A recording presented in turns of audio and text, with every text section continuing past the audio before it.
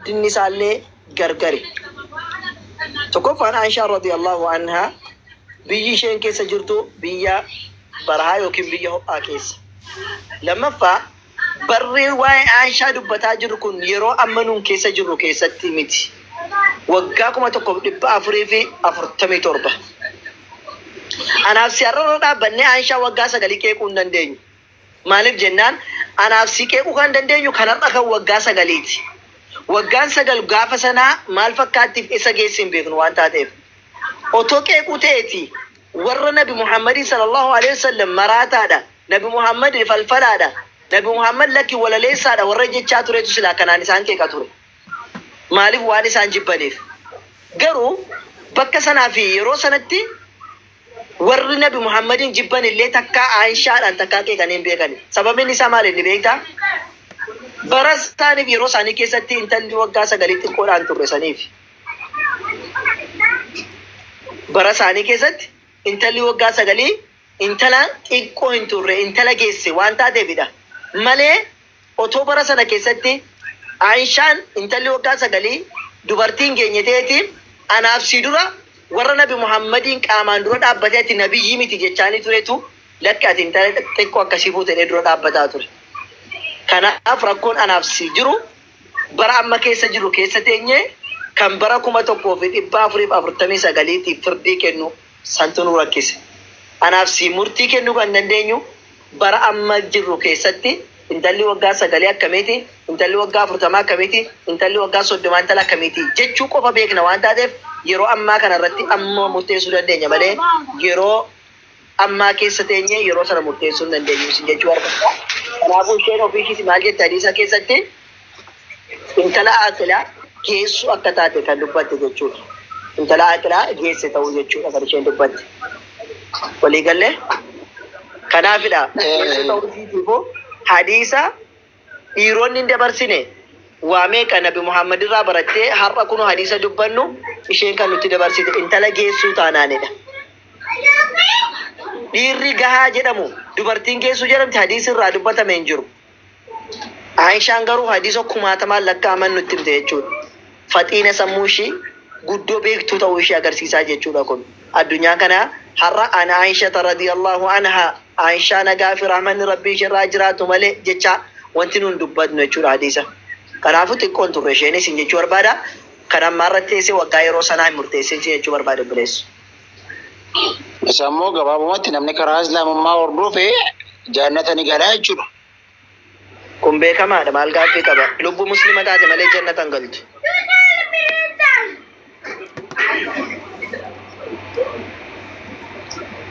Nageessa. Nagaa. Ergamaa Rabbi sallallahu alaihi wasallam hadiisa sahih Muslim 202 irratti laa yadkhulul jannata illaa nafsun muslim jedhan.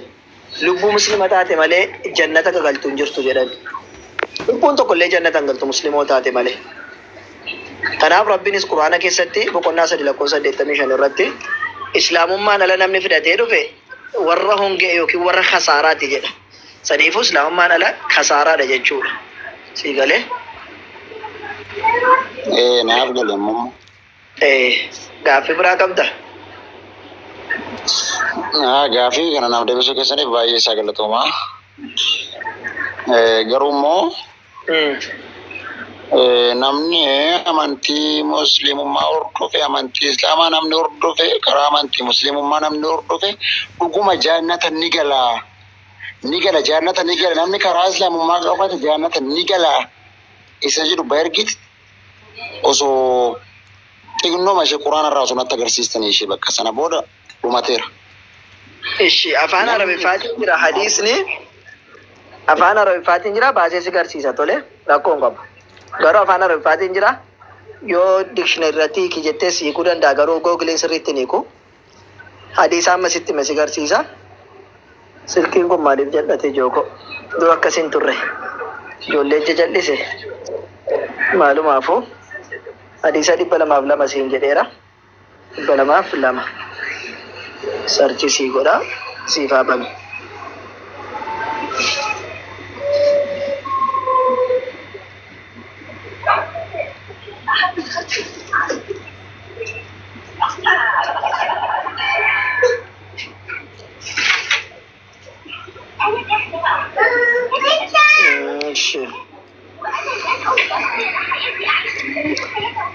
sin bukkeen jiru.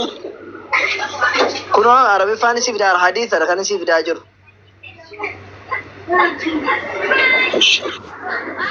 Tole. Ay. Dhiiseeffaaf lama iddoo isaan barbaadaa jira.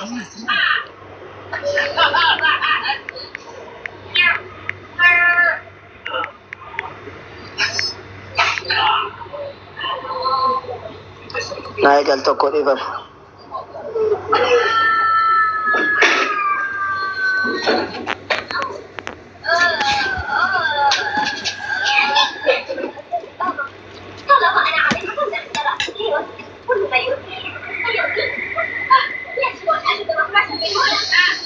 Kuno Sahih Bukhari irraa siin jira. Sahih Muslim irraa siin jira. Ibn Abi Digdami lama Sahih Muslim kan sila siin jedhe. Garuu Sahih Bukhari irratti siifin hima hunda isaarra maal jedhe Sahih Bukhari 6528 irratti maal jedhe? Annal jannata laa yadkhuluhaa illaa nafsul muslimaa jedhe. Jannata lubbuu muslima taate malee hin galtuu jedhe. Jannata lubbuu muslima taate malee hin galtuu jedhe. Ammas Sahih Muslim dhibba tokko kudha tokko irratti maal jedhe? Annahu laa yadkhulul jannata illaa nafsul muslim. Bar beeka lubbuu muslima taate malee jannata kan galtu hin jirtuu jedhe. Sahih Muslim dhibba lamaa fi 21 irratti sila dhibba lamaaf lama siin jedhe dogoggoree dhibba lamaaf 21 jechuu kiyya maal jedhe? Wadhaalika kun jechuudha annal jannata jannanni laa yadkhuluhaa hin seenu illaa yoo ta'e malee nafsun muslim lubbuu muslima taate yoo taate malee hin galu jannataa jedhe.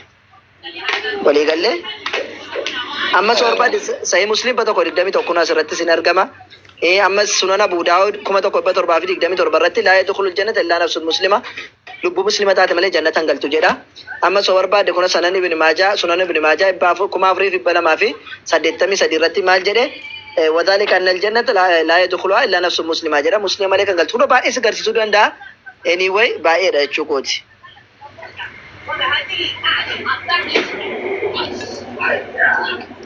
Kanaafuu Rabbiinis muslima taatan malee gara kootti hin dhufinaayyuu jedhe. Muslima taatu malee gara Rabbiitti hin deemin. Rabbiin akka jedhe muslima taatu malee gara kootti hin dhufinii jedhe. Ishee gara si garsiisetaniin gaaffii biraa qabaatte deema.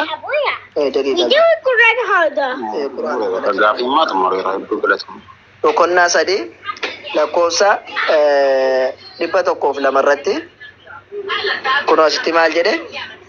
Yaa warra amantan jedha. Urafii yoo mul'atu taate kun maal jedha? Yaa warra amantan dhugaa sodaa isa Rabbiin sodaadhaa. Dhugaa sodaa isaa Rabbiin sodaadhaa. Dhugaa sodaatamuu qabu Rabbiin sodaadhaa jechuudha. Musliimoota taatan malee hin du'inaayyuu. Adaraan siin jedha firaa muslima taatu malee hin du'in kun dhaamsa Rabbiiti. Musliimoota taatan malee hin du'inaa. Lubbuun kee muslima taatu malee akka gara isaatti hin deemne.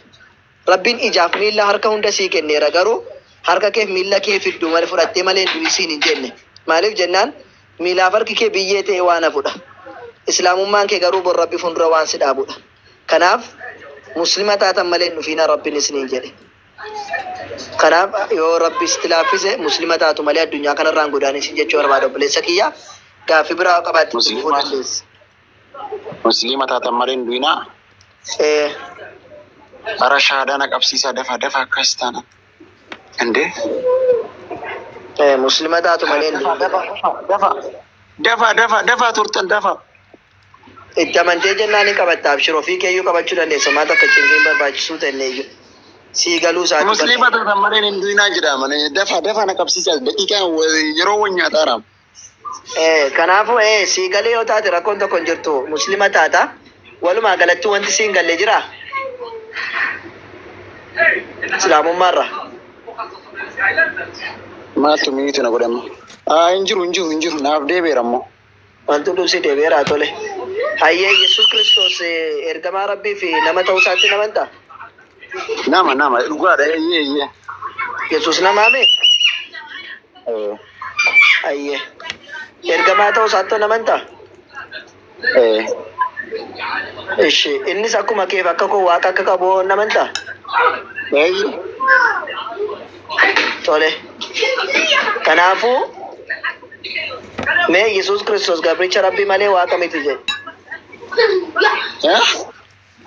Yesuus nama malee waaqa miti jedhe. Yesus nama malee waaqa miti. Yesus Kiristoos Yesus Kiristoos aangoo waaqummaa sin qabu jedhe. aangoo waaqummaa sin qabu. Tole. Kanaafuu inni ergamaa fi gabricha rabbiiti jedhe. Kanaafuu inni ergamaa fi gabricha rabbiiti. Kanaafuu erga akkas ta'eeti afaan Arabiffaatiin Islaamummaatti seenuuf jirta Muslima taateetta jechuudha. Rakkoon jiru. Nabi Muhammadinoo nabiyyi ta'uu isaanii fudhatta? Nabi Muhammad nabiyyi rabbii ta'uu isaanii fudhatta? Nabi Muhammad nabiyyi ta'uu isaanii fudhatta? Nabiyyi ta'uu isaanii fudhatta? Hin amantaa jechuudha. Anoo waa'ee Nabi Muhammad baay'ee sin beeku. Waa'ee akkuma ammaa sin gaafadhe kanan itti amanan ture immoo Yesus Kiristoos malee waa'ee Nabi Muhammad immoo badaan beeku.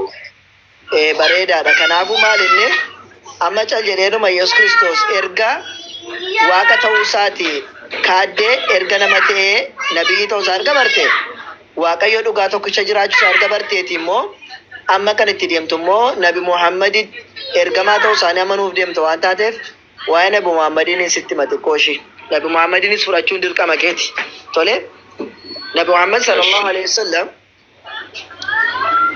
nama haadhaaf abbaa irraa dhalatan Makkaa keessatti kan dhalatanidha.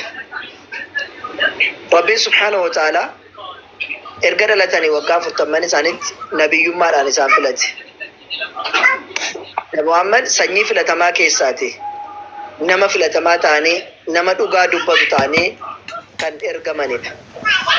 Duruu ummata isaanii biratti warra mukaa dhagaa gabbaran biratti iyyuu amanamaa fi jaallatamaa jedhamuun beekan. Rabbiinis waan uummanni isaa amanamaa fi jaallatamaa ta'e yookaan dhugaa dubbataa kan ta'e kana nama dhugaa dubbatu nama amanamaa ta'e erge. Maaliif jennaani utuu inni nama sobduu ta'e yookaan nama immoo amanamaa hin taaneeti duraati nama namtu deemi jedhuun.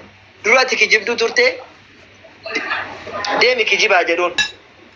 Garuu Rabbiin akka jarri kana hin gooneef nama isaan biratti amanamaa nama isaan biratti dhugaa dubbataa ta'e filatee isaan keessaatti erge.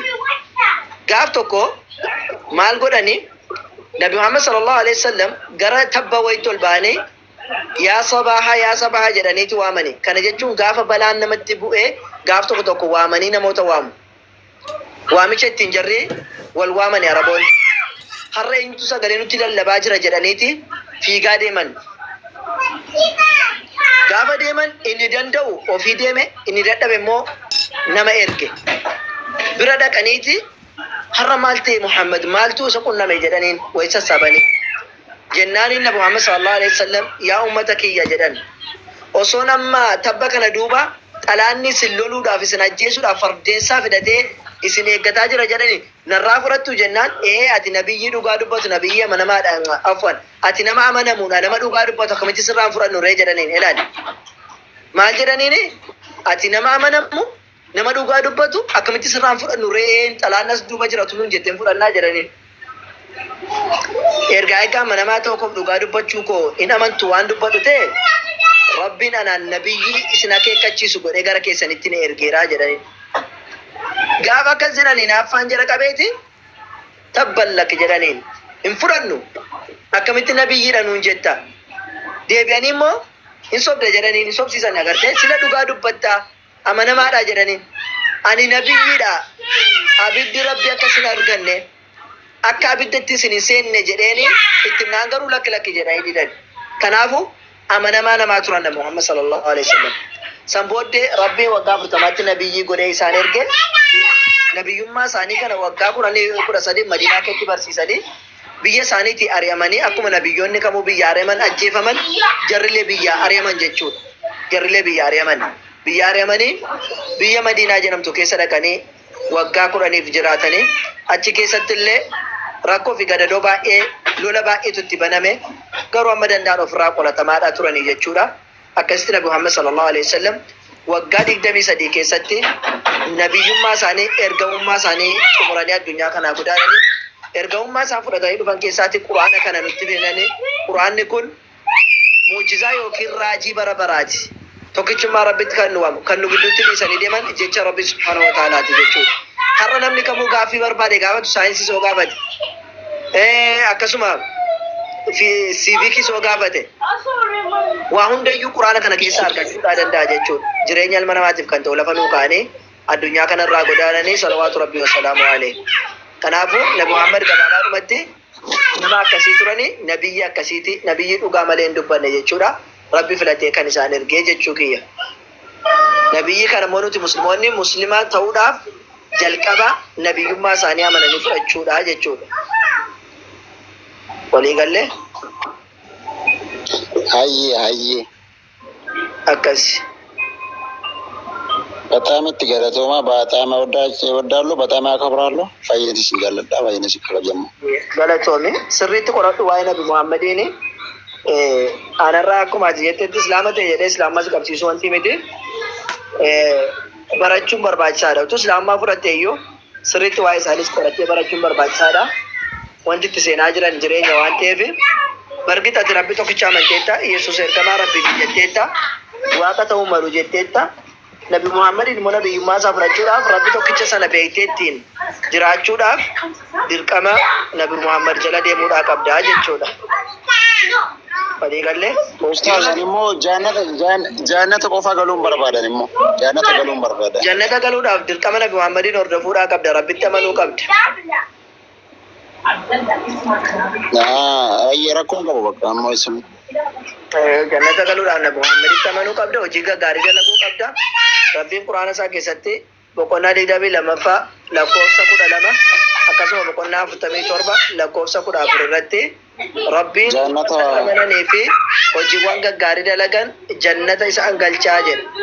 Kanaafuu yoo isatti amante hojii gaggaarii dalagde jannata galtaa jechuudha.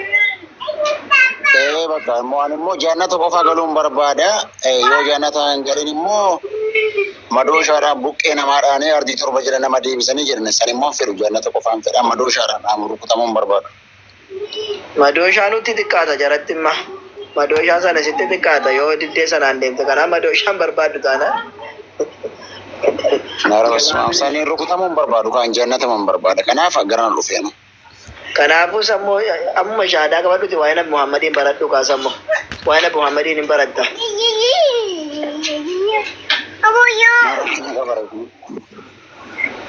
Rakkinaan qabootee jannata barbaadde yoo ta'e achas beeka. Jannata qofaa barbaada garuu qofaan barbaada jannata qofaa galuu barbaada. Kanaafuu jannata galuudhaaf islaamummaa fudhadhu siin jedhee islaamummaa fudhadhu jannata galta inshaallah hojii gaggaarii dalagi maree bira.